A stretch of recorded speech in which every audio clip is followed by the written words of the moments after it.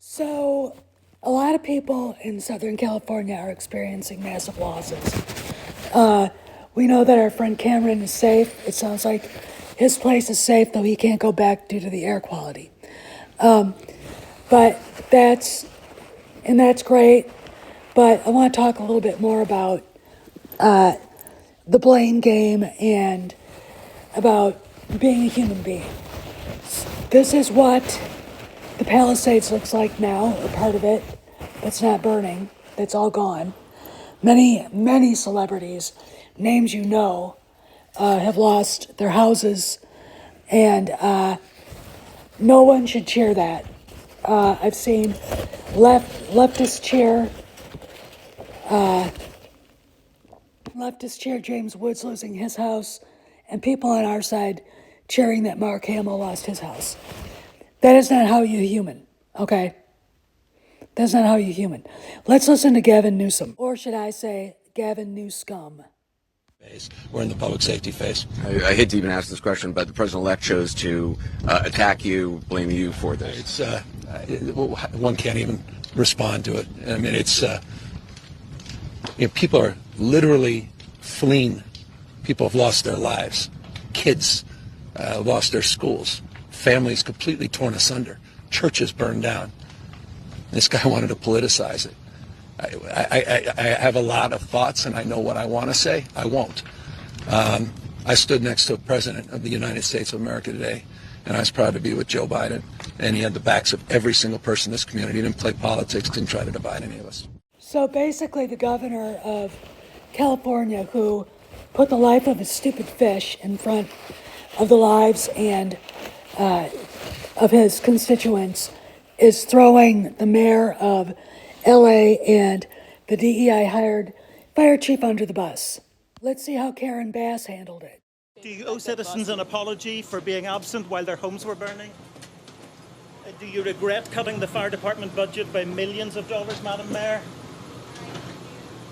Have you nothing to say today? Can you back up, please? I appreciate it. Have you absolutely nothing to say to the citizens today? Elon Musk says that you're utterly incompetent. Are you considering your position? Madam Mayor, have you absolutely nothing to say to the citizens today who are dealing with this disaster?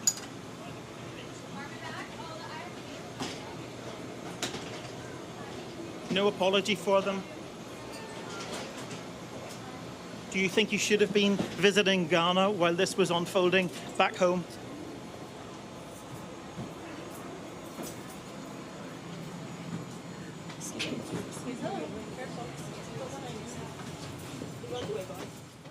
This is where you know that Democrats are not serious people at all.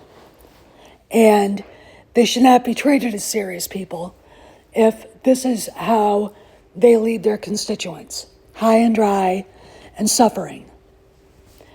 And there you go.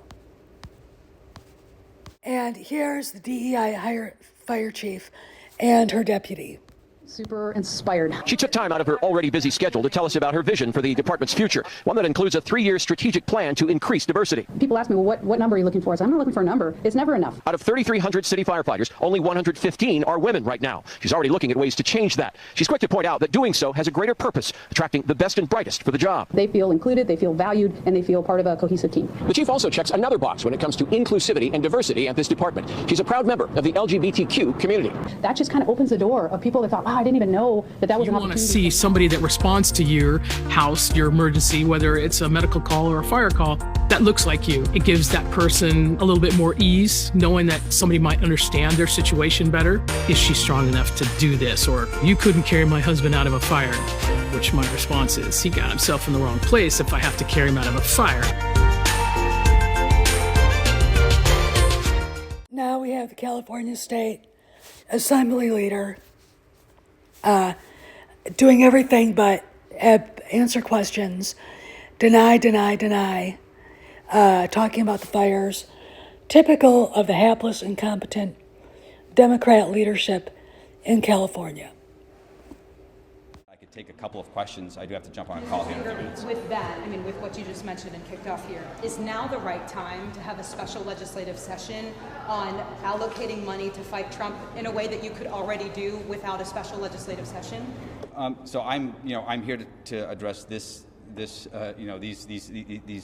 wildfires. This is a historic wildfire. This is a historic event. These wildfires, as I mentioned, are going to be quite possibly some of the worst wildfires and disasters in state and national history. While this wildfire is happening, and while people are trying to understand what's going on and are worried about disaster relief, worried about the ability to get homeowners insurance, your chamber gavelled into a special legislative session to prepare for Donald Trump in a way that you are already able to do without a special legislative session. So again, is now the right time for that?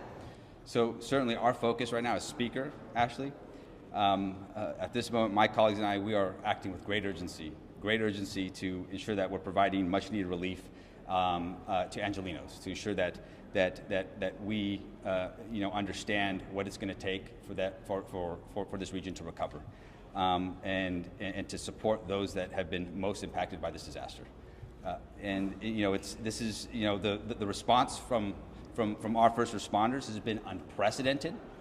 And they're doing all that they can to control and contain, again, these multiple fires. They're doing whatever they can to ensure that that they're keeping people safe now, and again, in anticipation and in preparation for recovery.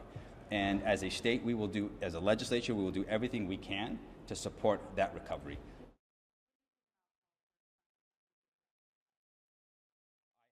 So Mel Gibson lost his home in Santa Monica. He was told by his son, Milo, before taping Joe Rogan, that the neighborhood was on fire. And I'm going to let Mel explain what he found, because I've got this uploaded from Fox. He was interviewed today. And Mel joins me by phone right now. Mel, I am so sorry to be talking to you under these circumstances. I'm looking at video of the ruins of what was once your home. I got to ask you how you're doing. I'm doing good. It's just a thing. But, it is obviously, it's kind of devastating. It's emotional. You live there for a long time, and you had all your stuff. You remember George Carlin talking about your stuff? Yeah. I had my stuff there, and it's all like, I've been relieved from the burden of my stuff because it's all in cinders. Yeah. Where were you, Mel, when the fire broke out? Gosh, I was in Austin. I was doing the Rogan podcast, and I was kind of ill at ease while we were talking because I knew my neighborhood was on fire. So I thought, I wonder if my place is still there. But when I got home, sure enough, it wasn't there. I went home and I said to myself, well, at least I haven't got any of those pesky plumbing problems anymore. When did you drive up? Did you take this video that we're looking at? Yeah, I was taking some of it. Rose took some, and the chickens survived. It was amazing. That is. Chicken poop, and they were fine. So we gave them some grain and some water, and they're happy and laying eggs and stuff. So there you go. They weren't roast chickens. And where was Rose during all of this? Was she with you in Austin, or? No. We evacuated. See, I left on a plane, and the winds were picking up, and I went to Austin, and of course. While I was gone, whenever I leave town, a fire breaks out. It was the same last month. I mean, it was the same thing. The flames were like 200 yards away from my house. But this time they came from the other direction and really nailed me. And I have never seen a place so perfectly burnt.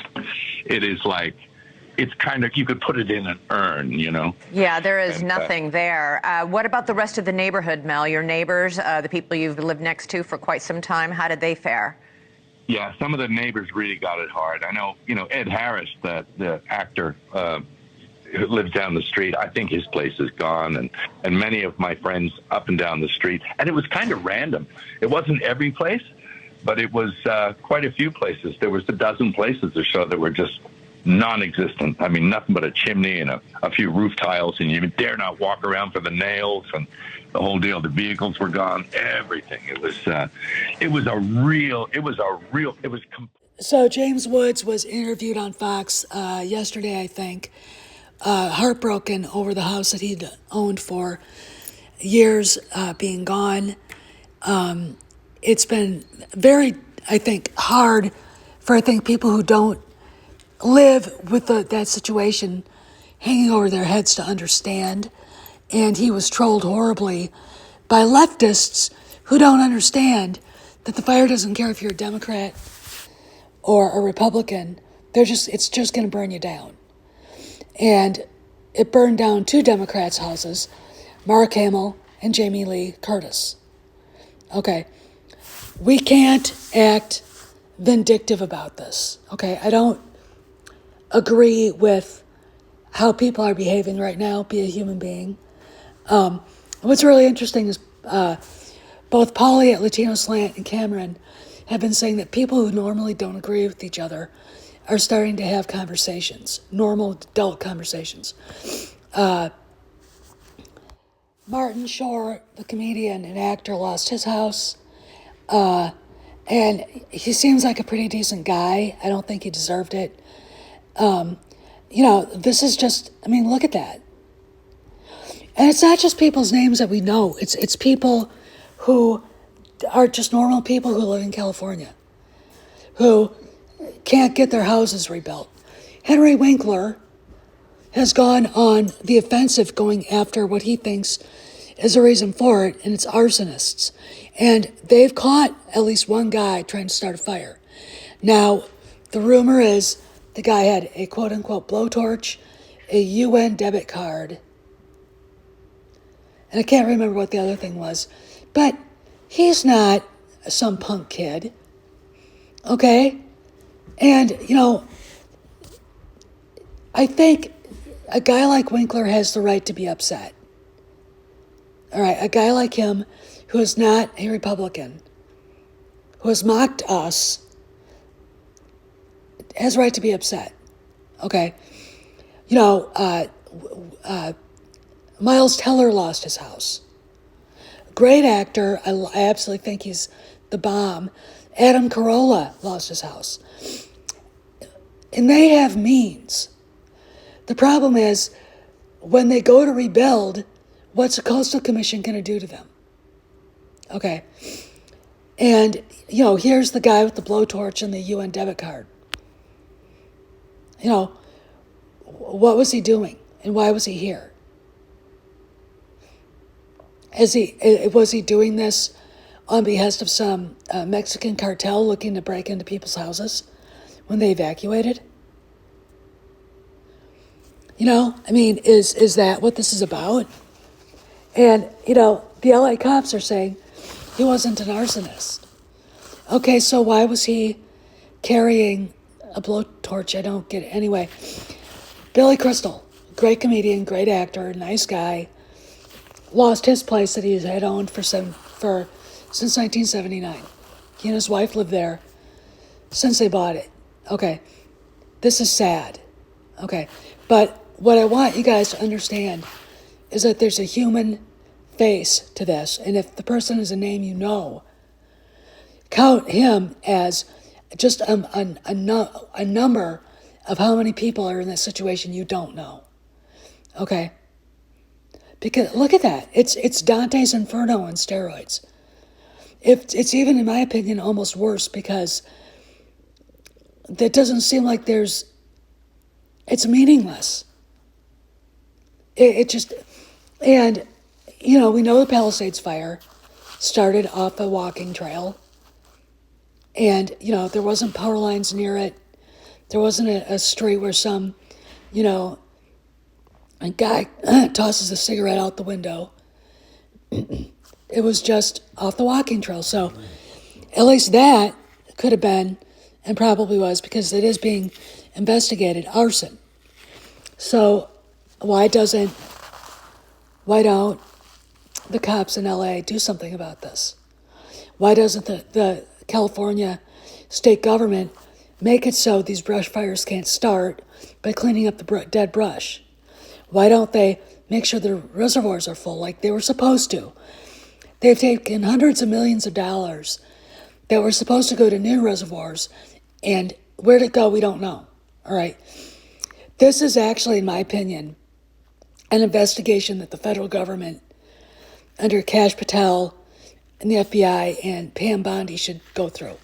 The Justice Department needs to go look at this, because this is a result of someone taking money and not using it for infrastructure. Okay, really the only reason why the government should exist is for infrastructure.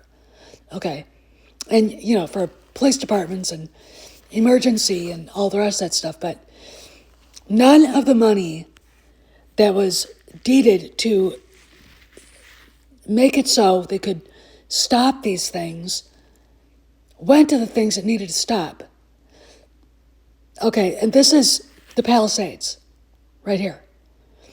You can't go back home even if it's in a place that was untouched, because the air quality is so bad. And, if you do try, you're going to be in the way of the emergency crews. Okay? And that is bullshit. Don't do it. All right? That is absolute bullshit. Old Glory still flies. All right?